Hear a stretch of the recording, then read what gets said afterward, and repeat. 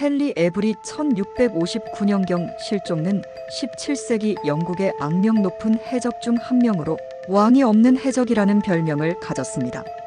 그는 역사상 가장 성공적인 해적 중 한 명으로 평가되며 단 한 번의 대형 약탈로 엄청난 부를 얻고 흔적 없이 사라진 것으로 유명합니다.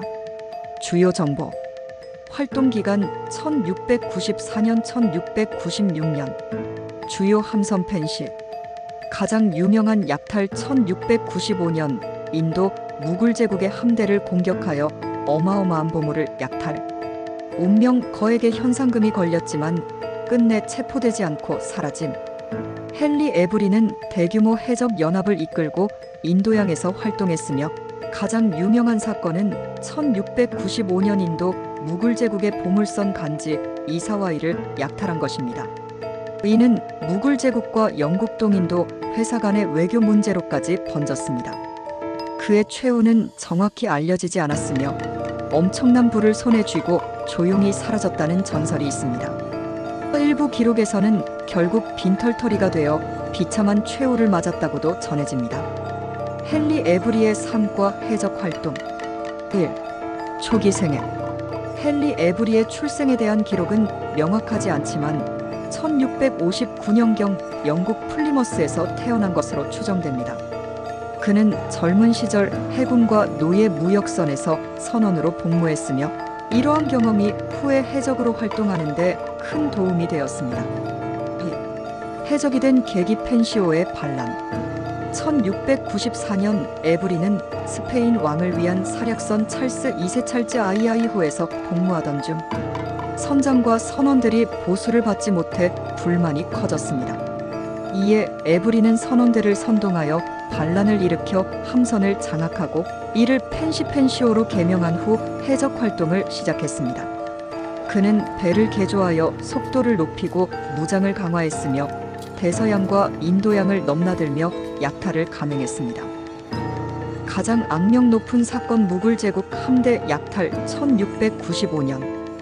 헨리 에브리가 역사상 가장 유명한 해적이 된 이유는 1695년 인도양에서 무굴 제국의 보물선 간지 이사와이 GANJ-I-소에이아이를 약탈한 사건 때문입니다.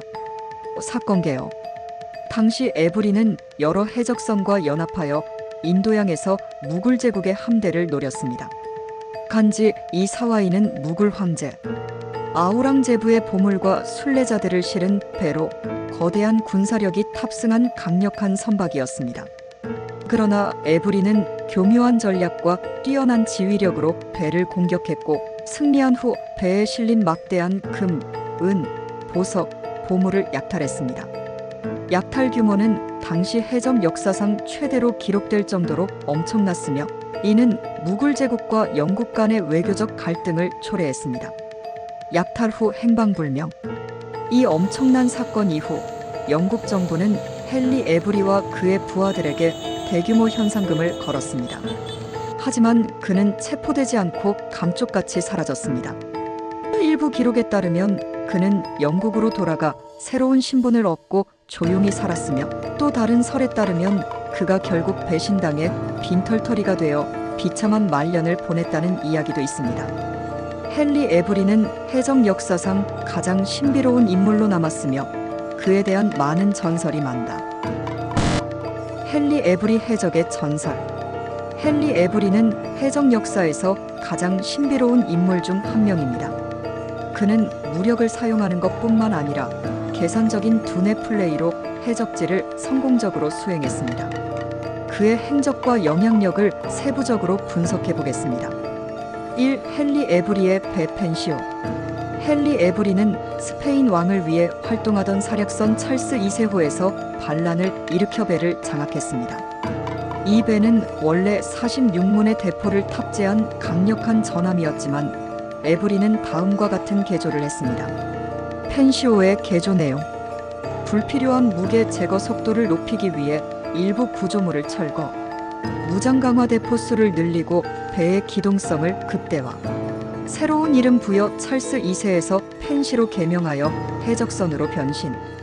이러한 개조 덕분에 펜시오는 당시 가장 빠르고 강력한 해적선 중 하나로 자리 잡았습니다. 이 헨리 에브리의 전략과 전술. 에브리는 단순한 약탈자가 아니라 정교한 전략가였습니다. 그는 다음과 같은 전술을 사용하여 성공적인 해적지를 수행했습니다. 에브리의 주요 해적 전략. 해적 연합 결성. 그는 혼자 활동하는 대신 다른 해적들과 동맹을 맺었습니다. 1695년 인도양에서 활동 중이던 해적선 여러 척과 협력하여 무굴 제국 함대를 노렸습니다. 기만 전술. 교역선처럼 위장하여 상대를 방심하게 만든 후 공격. 특히 무굴 제국의 함대를 공격할 때는 깃발을 바꿔 다가갔다가 기습하는 전술을 사용. 속도 활용. 펜시오는 속도가 빠른 배였기 때문에 기습 후 빠르게 도망가는 전략을 구사. 삼무굴 제국의 보물선 약탈 1695년. 역사상 가장 큰 해적 약탈 사건. 1695년 헨리 에브리와 그의 해적 연합은 무굴 제국의 보물선 간지 이사와이를 공격했습니다. 보물선 정보. 배의 소유자 무굴 황제 아우랑제브. 배에 실린 것금, 은, 보석, 보물, 노예, 순례자 등. 군사력 대포 80문, 정예 군사 탑승. 이 보물선은 당시 인도양에서 가장 강력한 배 중 하나였지만 에브리는 뛰어난 전술과 운으로 이를 함락시켰습니다. 전투 과정.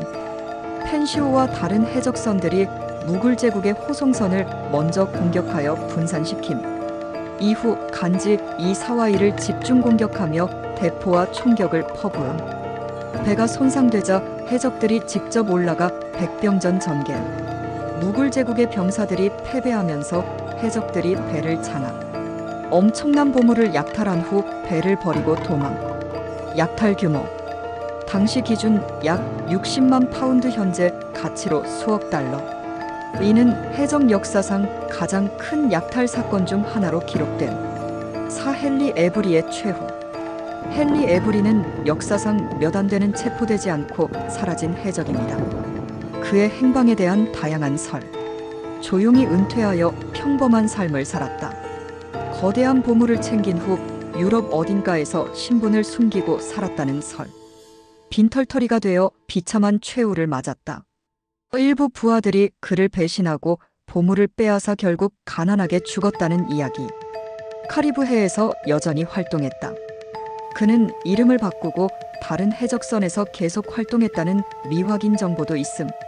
어떤 것이 사실이든 그는 끝까지 체포되지 않고 전설로 남았습니다. 오 헨리 에브리가 해적 역사에 끼친 영향. 헨리 에브리는 단순한 해적이 아니라 해적 역사에 거대한 영향을 준 인물입니다. 그의 영향력, 해적 황금시대 촉진. 그의 성공적인 약탈 이후 수많은 해적들이 인도양으로 몰려들었음. 이는 17세기, 18세기 해적 활동의 전성기황금 시대를 여는 계기가 됨. 영국과 무굴 제국의 관계 악화.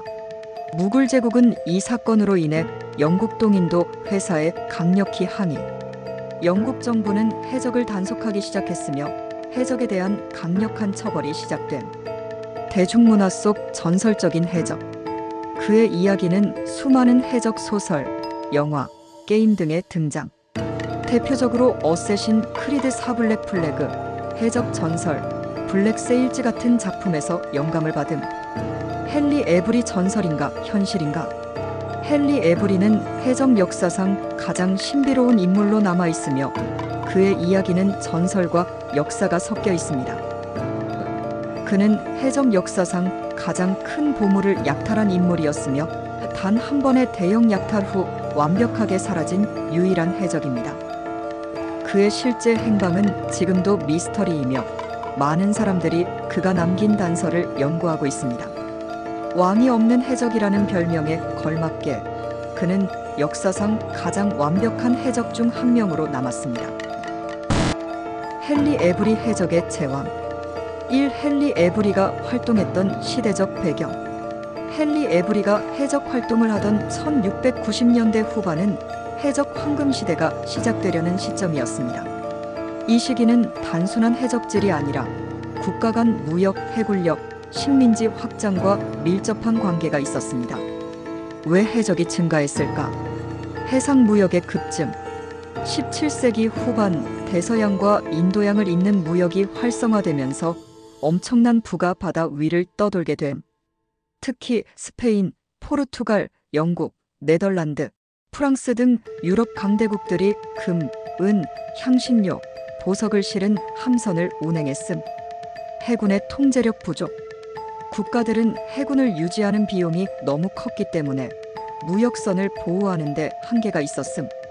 특히 인도양과 카리브해 같은 곳에서는 정부의 통제력이 약한 틈을 타 해적들이 활동하기에 좋은 환경이었음.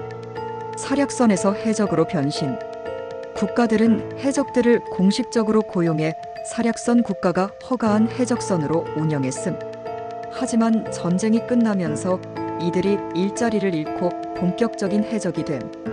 에브리는 이런 상황에서 최적의 시기에 해적이 되었고 가장 큰 한탕을 해낸 후 사라진 인물이었습니다.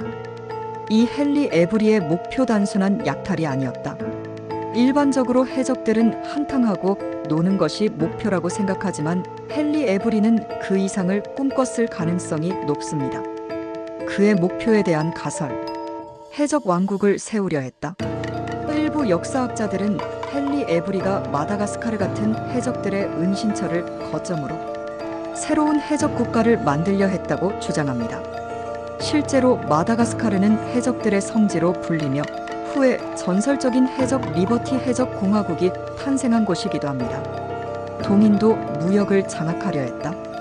헨리 에브리는 단순히 배를 약탈하는 것이 아니라 무굴 제국과 유럽 국가들 간의 무역을 교란시키려 했을 가능성이 있습니다. 이는 훗날 캐리비안 해적들과도 연결되는 해적 경제 시스템으로 발전하게 됩니다.